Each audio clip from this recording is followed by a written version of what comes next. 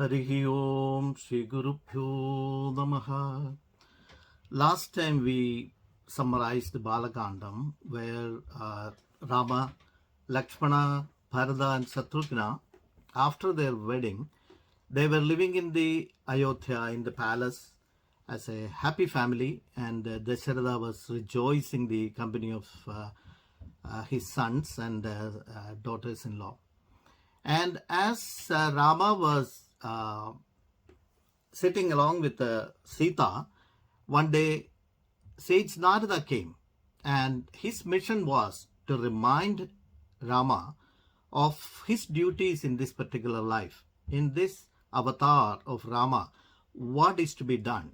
And Narada tells him what are his duties, especially the re-establishment of dharma.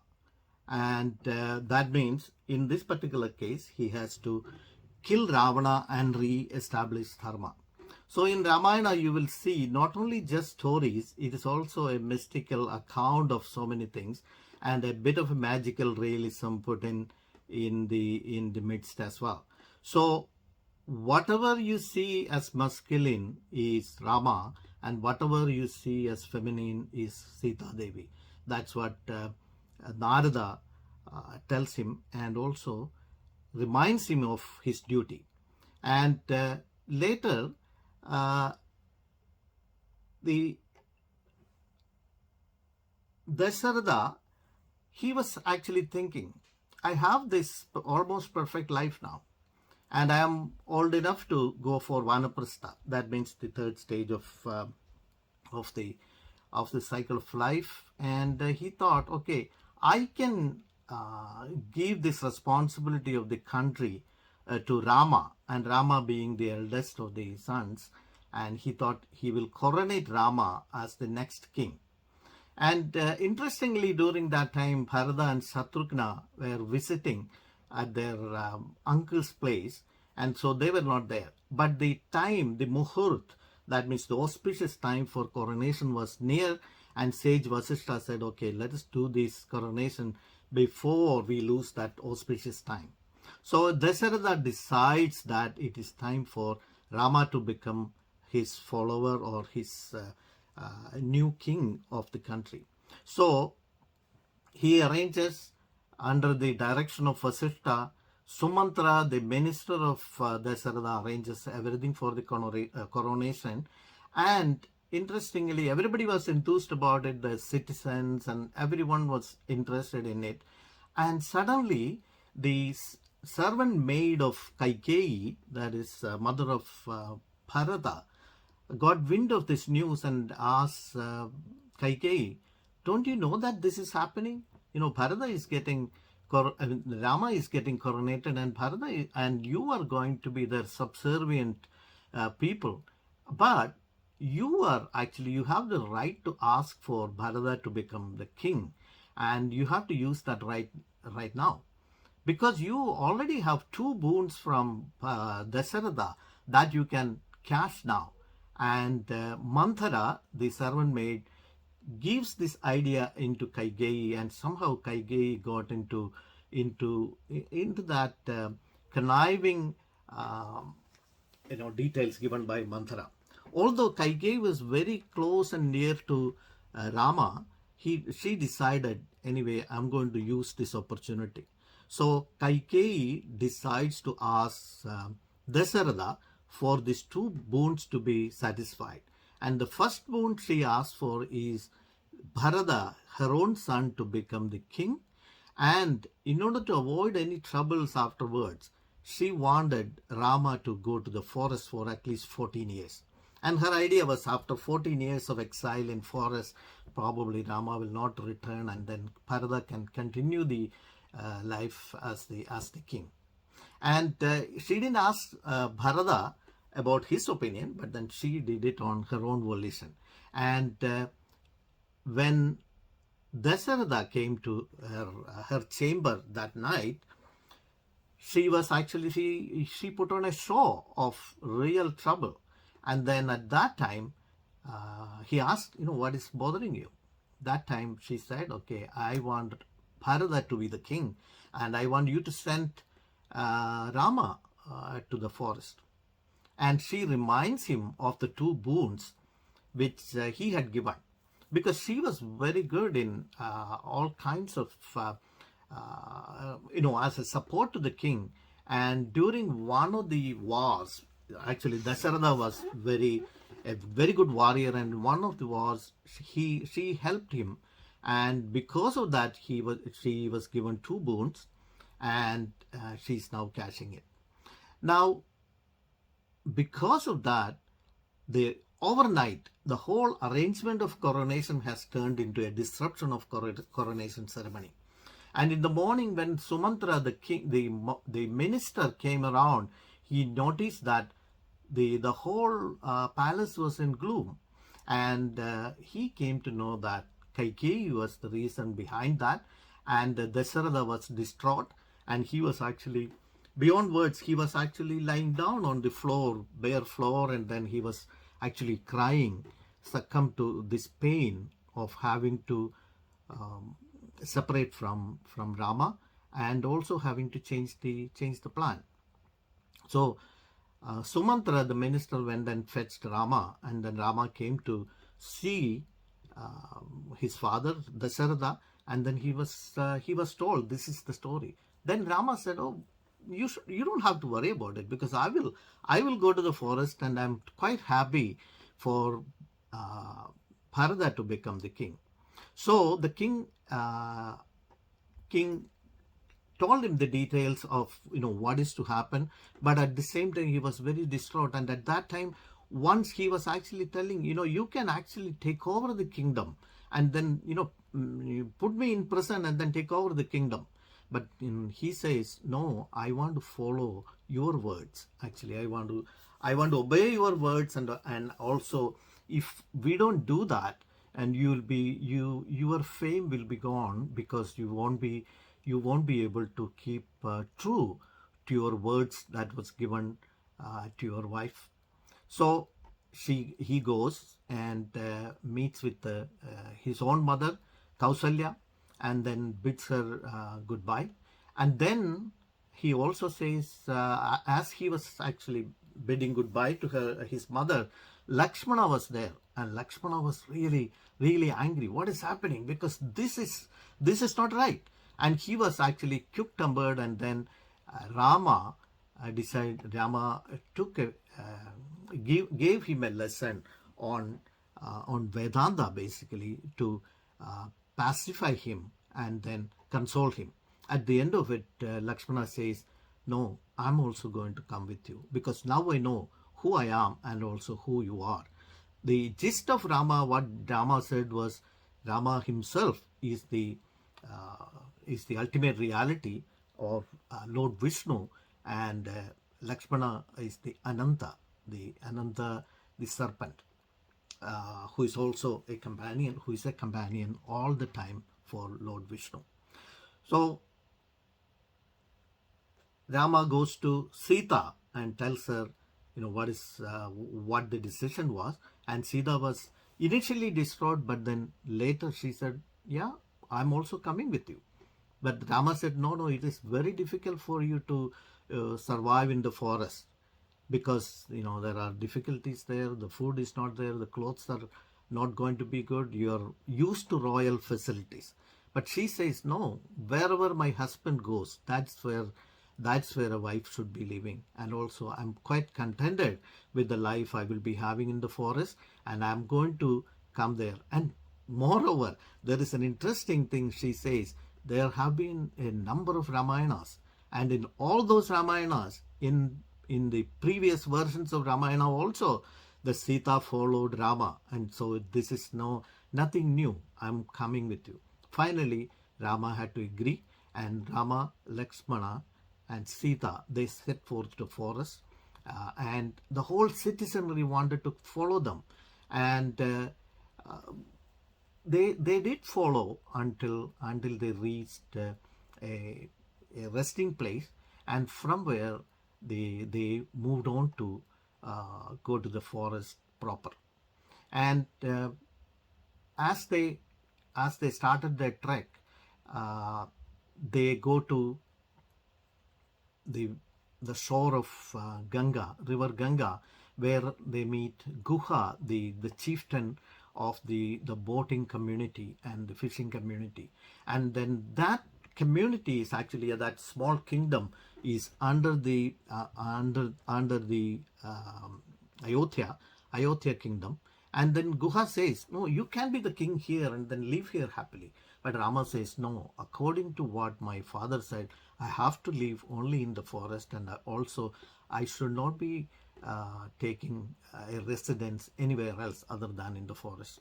And Guha was so happy because he was an ardent devotee of the Lord, and also he was so happy to oblige and help Rama, Lakshmana, and Sita to cross the river Ganga. And he also wanted to join them, but Rama said, "No. When I come back, I will actually tell you when I come back, and also I will need your help when I come back. And until then, you keep your country safe and sound and prosperous." And after that crossing the Ganga, they go to see Valmiki, the actual writer of this epic Ramayana. So the Valmiki is making a few cameo appearances in the epic, and one is the first time we see Valmiki in Ramayana story is here, and that is where a very good discourse happening between Rama and Valmiki. And Rama is asking Valmiki, where can I stay in the forest? Give me a few places where I can stay. And Valmiki says, you are asking this, although you are the ruler of the whole universe, but you are asking me this. But since you asked, I'm going to tell you specific abodes where you can stay with your consort Sita. And because of my reverence, I'm telling you, you can live in the people in the houses where people live happily with equanimity. And also you can live in the hearts of people who meditate upon you. You can actually live within the people, along with the people who are actually with equanimity. They deal with the likes and dislikes. You can also live with the people who do not have any special affinity towards gold or even a piece of rock. So you can live in all these places where the 6 enemies, Kama, Krodha, Moha, Lobha, Mada and Malsarya, are not there. And those are the place ideal for the Lord to live. And this is basically an advice for us. Get rid of all these 6 enemies out of our mind, and that is where the Lord will rejoice, and also that will give us happiness. And then goes to the Valmiki story, and I'm not going into the details of the story of Valmiki. Valmiki was a dacoit, and then he turned himself into a great sage just by the virtue of the name of Rama. And because he was not an educated person, he started chanting the name of Rama upon the advice of Sapta Rishis, the 7 celestial sages. And during that time, he was just saying Mara, Mara, Mara, Mara. Mara is actually tree. But then when you chant this Mara, Mara, Rama, the Rama name comes up. And because of the virtue of the name of Rama, he became a great celebrated sage. Now let us switch back to Ayodhya, and that's where Dasharatha was distraught, and also after sending Rama, Lakshmana and Sita away, he was really upset, and also because of this the sorrow, he was succumbed to that sorrow and then died because of that. And there was a story also behind Dasharatha's reason for Dasharatha's death, because of Putra Soga, that means the sorrow of separation from his son. He was actually, he during one of his hunting trips, inadvertently he killed a son of a sage, and then that resulted in a curse in which he was cursed that he will be dying, or he will face death out of sorrow of separation from his son. And because of that, he passed away. And immediately the minister sent for Bharata and Satrughna to come back from the uncle's place, and then they came. And as soon as Bharata came, he noticed that something is not well in the city and in the palace. And then later he understood what happened, and he was furious against his mother. But somehow he was pacified by Vasishtha and said, there is a reason behind all this. That's where the magical realism and also philosophy comes up. And Vasishtha's telling him, Raman is not just your brother, he is actually the Paramatma, or the Supreme Being. And still, although he is the Supreme Being, he has to take care of all his karma, and duties are important, and the duties are to be performed without any attached desires. And Bharata also must be doing that. And Bharata initially reluctantly, but then later he had to do all the final rites for his father, Dasharatha.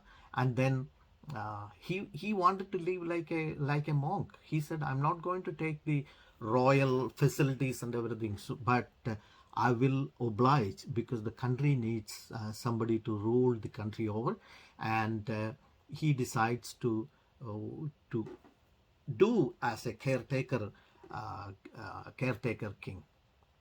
But immediately after all the rituals were done, he says, no, I'm going to forest and bring back Rama, because Rama is the real king and I'm only his servant. So he goes to the forest along with his mothers, and the ministers, and so many citizens also joined the retinue. And then they reached Ganga, the river Ganga. And at the river Ganga, the boatman Guha was there. And Guha was initially apprehensive. He thought maybe Bharata and his army, they are coming to attack Rama.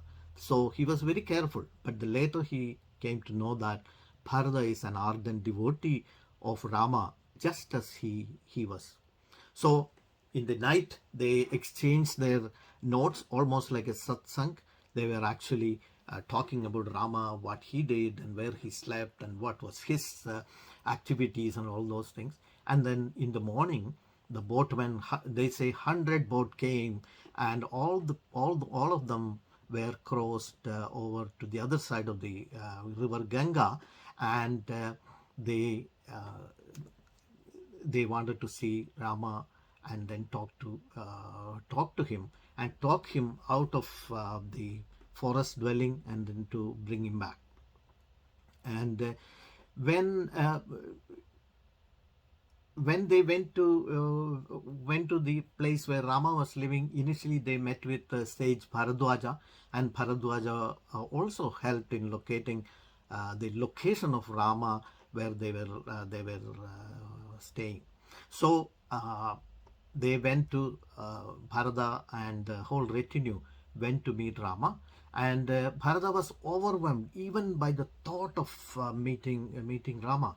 And then when the sages' disciples told him where Rama was, and he was actually so overcome with joy and acceleration, he started prostrating even the footmarks that were seen on the sand on the way to the ashram where they were staying.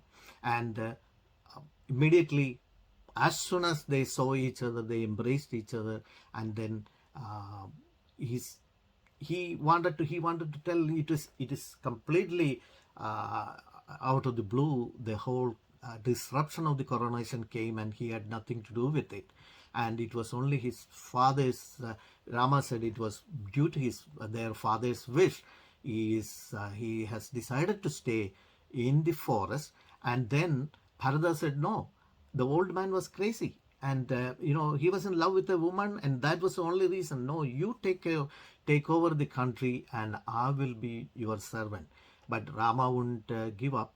And in between, Bharata tells him that Dasharatha passed away, and there also they did a ceremony to as a ritual to give solace to the departed soul. And then after that, Rama insists that Bharata goes back to Ayodhya and take care of the kingdom. And Bharata said, "No, I will be only a caretaker king there. I will be your servant, and I will do it only as a servant. So because of that, I will put your padugas or your sandals on the throne, and I will be working for you for the next 14 years. And at the end of 14 years, if you don't show up, I'm going to kill myself, because I am only taking care of the country for you." And Rama agreed, and finally all the visitors, they bid goodbye to Rama, Lakshmana, and Sita, and then they went back to Ayodhya. And in Ayodhya, Bharata lived like a monk, and but as a monk, he wasn't sitting quiet and doing Ramanama only, but then he was a great king. He made the country very prosperous, and people were happy. At the same time, they had the full knowledge that the real king was Rama, and Bharata was only a caretaker. And so saying, Lord Shiva completed the second kandham, Ayodhya kandham. And if you remember, it was Lord Shiva who was narrating the story to Mother Parvati. And after the second kandham, she Lord Parameswara said, "This is the end of Ayodhya Kandam, and Rama's life continues and inspires us forever." Sri Rama Rama Rama Sita Jaya Sarvatra Govinda Nama Sankirtanam Manojavam Marudatulyavegam Jidendriyam Buddhimadam Varishtam Vadatmajam Vanarayudamukyam Sri Ramadudam Shirasa Namami.